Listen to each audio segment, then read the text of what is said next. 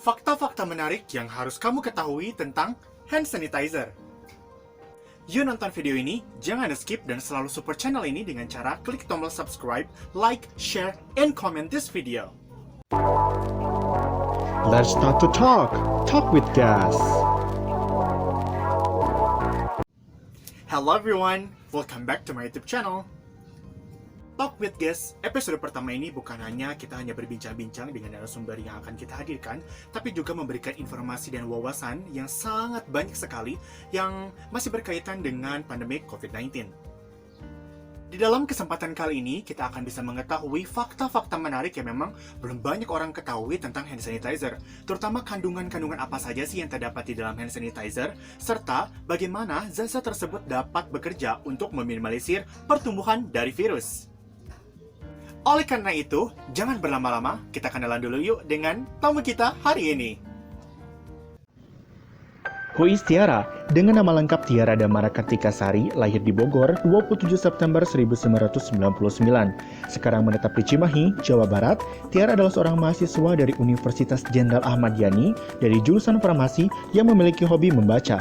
Dan moto hidupnya adalah nothing is too late until you have the desire to learn it.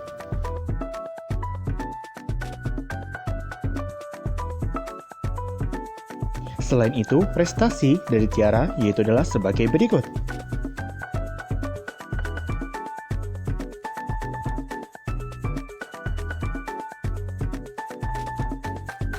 Selain itu, organisasi yang Tiara ikuti ataupun kepanitiaan yang Tiara ikuti yaitu sebagai berikut.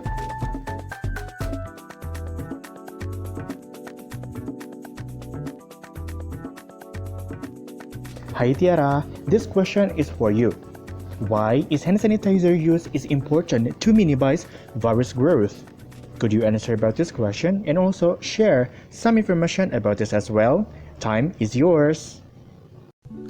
Halo Gani, halo semua, aku Tiara dari Cimahi. Kali ini aku mau menjawab pertanyaan dari Gani nih. Pertanyaannya tuh, why is hand sanitizer use is important to minimize virus growth? Nah, ada beberapa penjelasan yang aku jelasin. Yang pertama, kalian tahu nggak itu hand sanitizer itu apa kandungannya? Nah, hand sanitizer itu suatu sediaan yang mengandung alkohol. Nah, virus itu memiliki suatu struktur yang ada selubung. Selubungnya terbentuk dari protein dan juga lipid. Selubung itu kayak ibaratnya tutup saji. Nah, itu virus itu ditutup oleh selubung yang mengandung protein dan juga lemak ataupun lipid. Nah, begitu pula dengan mikroba. Mikroba atau bakteri itu mengandung suatu dinding sel yang mengandung protein yang tidak larut dalam air. Nah, alkohol ini tugasnya dia memiliki job desk. Nah, tugasnya itu dia dapat melarutkan protein dan juga lemak sehingga terjadi proses denaturasi. Nah, denaturasi itu adalah suatu proses penghancuran protein sehingga alkohol dalam hand sanitizer tersebut dapat menghancurkan luaran dari si virus sehingga maupun bakteri ya, sehingga dia isinya bisa keluar dan dia dapat menghambat pertumbuhan dan juga dapat menonaktifkan si virusnya. Informasi yang tadi yang pertama itu aku dapat dari penelitian yang udah dilansir di dalam Journal of Hospital Infection. Yang kedua yang harus kalian perhatikan ketika kalian ingin menggunakan hand sanitizer yang tadi udah aku jelasin tadi kan ada alkoholnya. Nah, alkohol tersebut itu nggak sembarang alkohol, jadi kalian itu harus memperhatikan kandungan dari si alkoholnya. Nah, dimana menurut informasi yang pernah aku baca, minimal dan maksimal dari si alkohol itu ada 60% dan maksimal adalah 80%. Nah, apa sih 60%, 80% itu? Nah, 80% itu maksudnya 80% dia mengandung alkohol dan 20%-nya itu adalah air, jadi sisanya adalah air. Jadi, kalau kita menggunakan hand sanitizer terlalu sedikit kandungan alkoholnya itu nggak baik karena tidak terlalu efektif untuk menurunkan pertumbuhan dari bakteri maupun virus. Kalaupun lebih dari 80% itu dapat mengakibatkan beberapa efek samping yang merugikan bagi tubuh kita. Nah, sekarang kita jelasin dulu yang kurangnya. Kurangnya tadi kan, berarti kalau kita kurang dari 60%, kerja dari si alkohol itu nggak maksimal kan. Sedangkan kalau kita lebih dari 80% itu akan mengakibatkan kulit kita kering.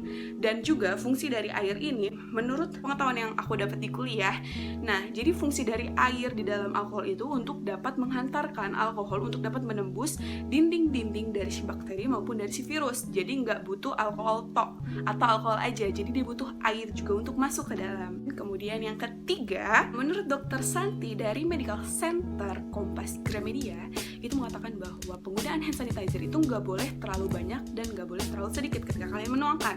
Kira-kira itu 3 ml atau setengah sendok teh. Untuk penggunaannya itu ketika kalian menggunakan, diamkan saja sekitar 30-40 detik. Ingat, diamin aja, nggak boleh ditiup, dikibas-kibas, atau dilap pakai tisu. Karena percuma aja, nanti alkoholnya nggak kerja. Karena alkohol itu bersifat volatil atau mudah menguap. Jadi biarkan dia menguap sendiri, biar dia efektif. Karena kalau kita bantuin, ya sama aja dia nggak kerja. Nah, terus kalian nggak boleh ditiup. Kenapa nggak boleh ditiup sih? Nah, kan di mulut kita kan banyak bakteri. Ketika kita taruh di tangan, sama aja nanti tangan kita banyak bakteri. Pertumbuhan bakteri dan virus itu dapat berkembang biak di tangan kita. Jadi percuma kita pakai hand sanitizer kalau ujungnya kita tutup lagi. Jadi biarin dia kering sendiri. Nah, kemudian informasi yang terakhir, informasi yang keempat, kapan sih menggunakan hand sanitizer yang tepat dan kondisi seperti apa? Nah, jawabannya adalah ketika kondisi darurat.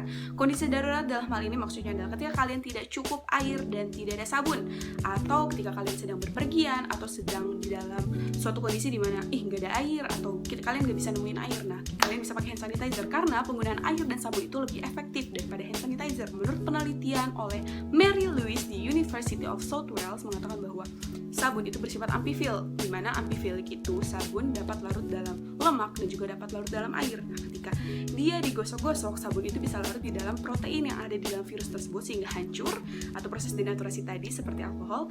Tapi bedanya dia bersifat larut dalam air. Nah, ketika air dilarutkan di dalam air, nah si sabun itu dapat larut kemudian dapat menghempaskan bakteri-bakteri tadi yang sudah hancur dengan terbawanya dengan air yang mengalir. Harus mengalir ya guys, karena kalau nggak mengalir nanti sama aja ketika kalian cuci, kalian kobok-kobok, masukin ke dalam, bakterinya masih dalam di dalam suatu wadah tersebut dan masih ada di dalam tangan kalian. Jadi harus menggunakan air yang mengalir. Nah, itu aja dari aku. Stay safe and stay healthy guys. Bye-bye. Wah, keren-keren banget kan informasinya? Pasti kalian di sini masih belum banyak yang tahu nih tentang informasi-informasi sebelumnya mengenai hand sanitizer tersebut kan? Saya ucapkan terima kasih kepada Tiara yang telah memberikan informasi yang banyak ini mengenai hand sanitizer, dan saya berharap video ini dapat memberikan manfaat kepada kalian untuk bisa menambah wawasan kalian terhadap penggunaan ataupun semua tentang hand sanitizer. That's all the video all about the hand sanitizer. Nah, untuk teman-teman semua, jangan lupa untuk selalu support channel ini dengan cara klik tombol subscribe, like, share, and comment this video. And I hope this really useful a lot for all of you. And see you in the next video.